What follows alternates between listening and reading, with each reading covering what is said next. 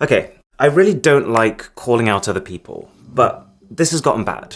Fake tech reviewers. To which you might be thinking, what does that even mean? So when a company launches a new tech product, let's say a smartphone, there is almost always, let's say 80% of the time, something called an embargo period, where the company is basically saying to the media, okay, on our launch day, you can make a video about our phone.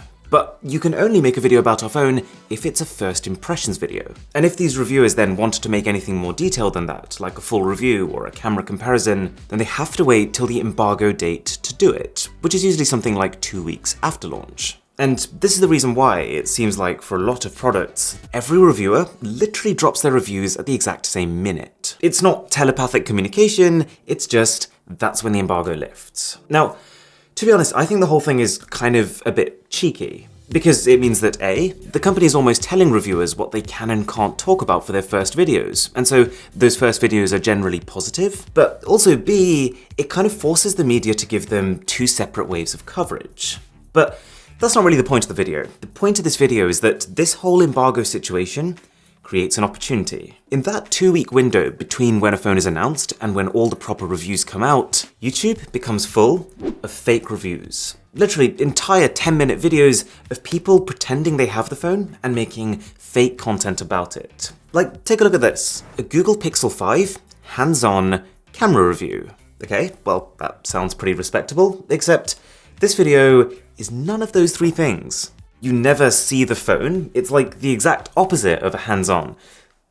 It's not a camera review because, well, aside from the fact that not a single word is spoken, it's a slideshow. And it's definitely not about a Google Pixel 5. Like, aside from the fact that it's already unlikely that someone outside of the media and outside Google actually had this phone on launch, if you look a little closer you realize that these photos are taken in at least 3 different countries. Now, would a person who just received a world-exclusive opportunity to test a phone before anyone else really think to themselves, you know what I'm going to do? I'm going to take a world trip just for some shop variety.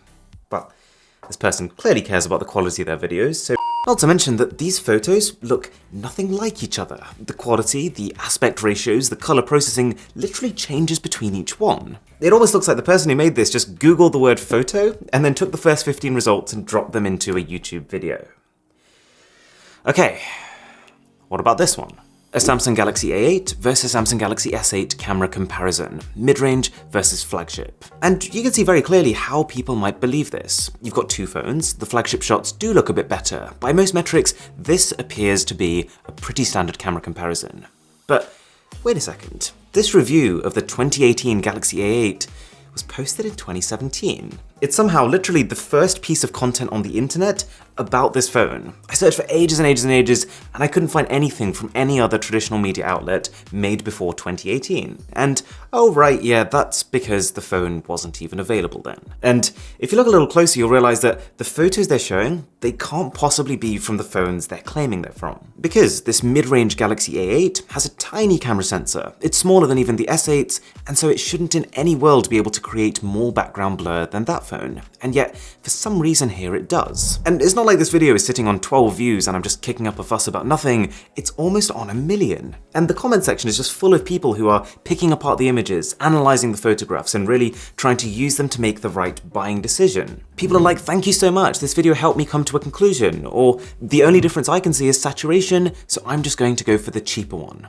This is a legitimate problem. Like, I spend so much of my time going through my scripts again and again and again, cutting bits out, and making sure that everything I tell you is as concise and as accurate as I can. Because your time's valuable. And so it's just annoying to see that there are people out there effectively exploiting viewers for the sake of earning a bit of AdSense revenue. The same channel has an iPhone X versus Galaxy S9 Plus camera comparison. Again though, what are the chances that this person A, received a Galaxy S9 on launch day itself, B, they had one and managed to somehow slip through the whole review embargo fiasco, and C, managed to do all that, set it up, film a camera comparison, edit it, and post it the same day. Everybody loses from this situation. The company, because their product is not being done justice.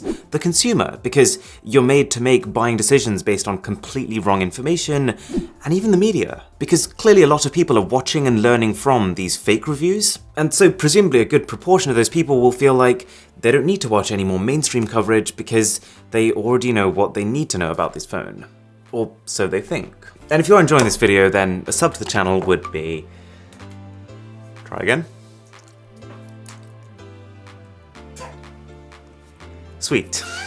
I'm not gonna name the channel, but like they have well over 100,000 subscribers and 50 million views. And the worst part of this is that it is not just one channel. The more I looked into it, the more I just kept discovering more and more of these. And by the time I got to 25, I realized this is a widespread YouTube issue. And these channels, like the videos they're making, are literally every bad YouTube stereotype thrown together. Like, take a look at these thumbnails. Not only are pretty much none of them actually taken on a phone at all, let alone these specific phones that they're claiming they're taken on, but also they almost without fail are using either some sort of European model to try and get more clicks, or failing that, YouTubers. I feel like I've seen just about every tech YouTuber's face in the last 2 days, all on videos that don't belong to them. I even found me a few times, which is really weird to see, because they've actually edited my thumbnail in a semi-convincing way that kind of looks like I'd done it. It's just bad. And hey, I get it, YouTube is hard, and I know what it's like to pour your heart and soul into videos and for it to get very little recognition, but long term, this is not the way to succeed on the platform. The content has to be genuine. I can also see the funny side to this. I watched a supposed Huawei zoom test where they showed how the Huawei can zoom in 30 times and still get a sharp result, except, bro, you literally just zoomed in 2 times. Just look at this. This is 1 times. This is apparently 30 times. 1 times, 30 times.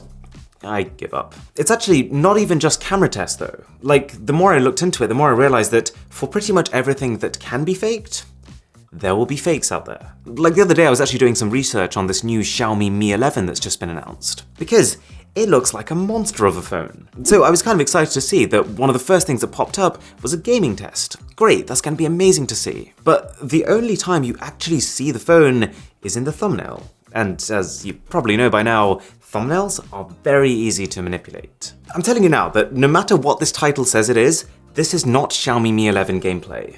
If I'm wrong about this, I will literally give every single person watching this video a Xiaomi Mi 11 to themselves.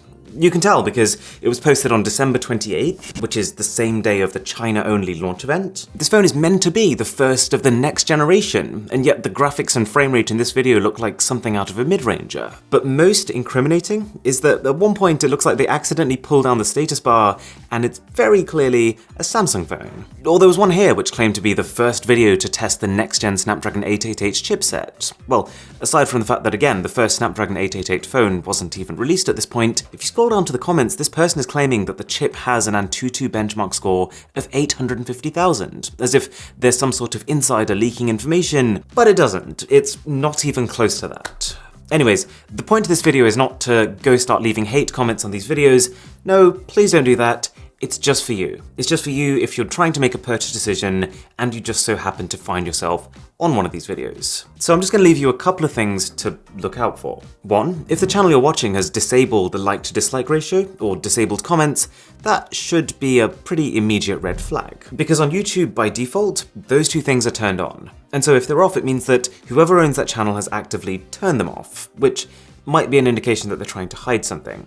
And the second thing to look out for, the one thing that I found in common with every one of these spam fake channels, is the fact that they were all faceless. Which makes sense, because naturally if you're doing something that's disingenuous, you're not going to want to associate it with your identity. So what I found is with almost every single one of these channels, you would only ever see their hands, or failing that, just literally a screen recording or a camera sample or some sort of thing that doesn't reveal who they are. And that also followed through to their social profiles. Like, I don't think a single one of these channels had a Twitter account or an Instagram. So, just something to keep an eye out for. I've only showed you the smartphone related examples, but you can bet your bottom dollar that this will happen with the PC market, with the console market, with the camera market, with pretty much everything to do with tech. So, stay vigilant, thank you for watching, my name is Aaron, this is Mr. Who's the Boss, and I'll catch you in the next one.